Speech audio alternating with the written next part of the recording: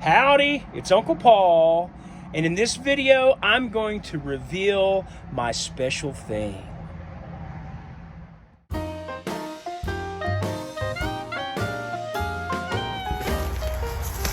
What's so interesting under the trailer? What's down there, or what's been down there? What's going on? What is going on? Oh, did you find something? What is that?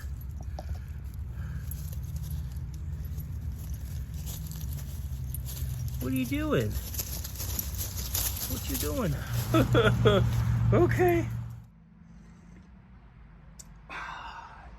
Well, it is late Saturday afternoon, and it's a gorgeous day, and I've spent some time out here off and on today, beginning early this morning with a cup of coffee.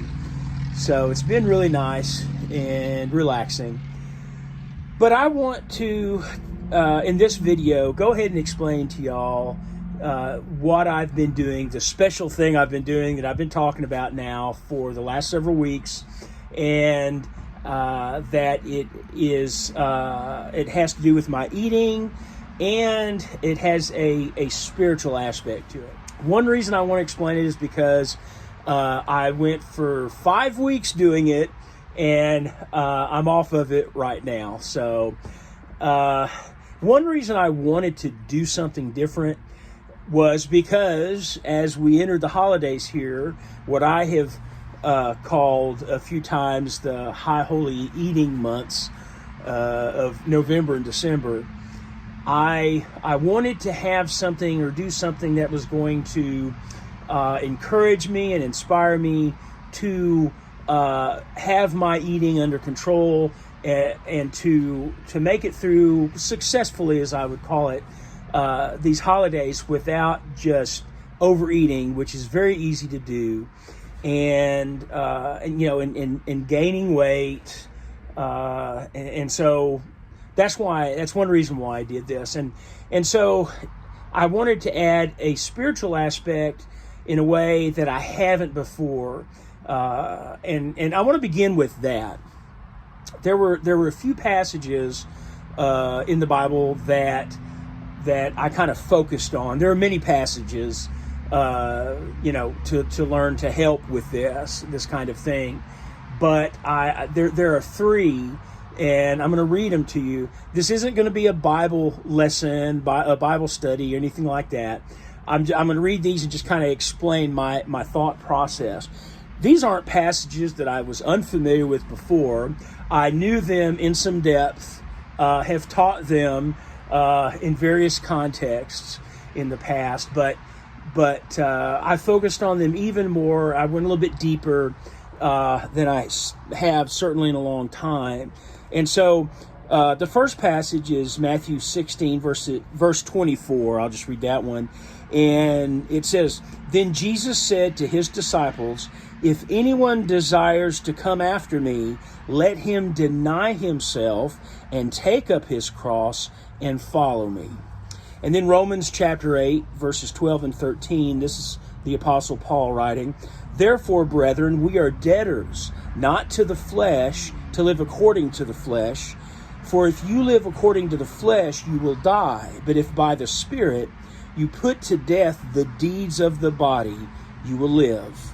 And then 1 Corinthians 6, verses 19 and 20, also the Apostle Paul, "Or do you not know that your body is the temple of the Holy Spirit who is in you, whom you have from God, and you are not your own? For you were bought at a price. Therefore glorify God in your body and in your spirit, which are God's." And so those were kind of the primary focus verses. And as a Christian in particular, I have the responsibility, the obligation to treat my body in the right way, to use it in ways that are going to glorify God. And I have not done that. And I have over the years made great efforts to do that. But I haven't, of course, always done that. And with me, it can it can be a lot of different things. Each one of us can abuse or misuse our bodies in various ways, and not be a proper steward and have the proper stewardship of our bodies. And for many of us, there's a specific addiction, let's say, that is the culprit, is the primary problem. And so, of course, for me, that is food, that is eating, that is overeating, that I've struggled with most of my life. And so in that way, I certainly have not been a good steward of what God has given me. And so in order to, to follow Christ faithfully, I need to bring that under control. And it's a cross, if you will, that I have to bear, that I have to control this major aspect that I struggle with, that I'm weak with. And the way I decided to do it this time, from that spiritual aspect, was make a sacrifice for a certain period of time to take up that cross in a particular way for a certain period of time. So what I chose to do, now I need to do that all the time, as far as eating right and trying to get healthy and stay healthy.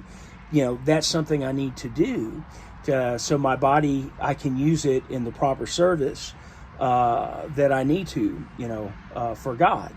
It's good at times to do something even for a short period of time, and that might be a little bit more drastic. And that's what I did for those 5 weeks. I decided to kind of go on I'm going to call it a liquid fast. My real goal was to not eat any solid food for a couple of months through the holidays. Not at all. So everything that I put into my body, that I ate, if you will, that I ingested, was it needed to be the consistency where I could drink it out of a mug. So in that sense, I called it a liquid diet.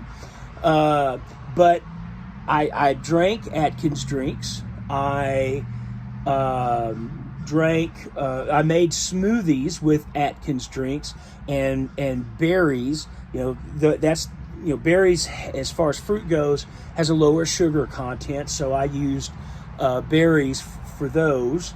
And then I did drink some broth at times, but I also made soups that I would puree, and then I, could drink them out of a mug. But I usually used a spoon, because why not?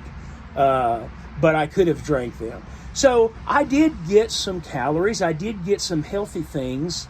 It was still a liquid diet, but I had creamy tomato soup, which some of these different soups my sister-in-law tried, and she liked a number of them a lot.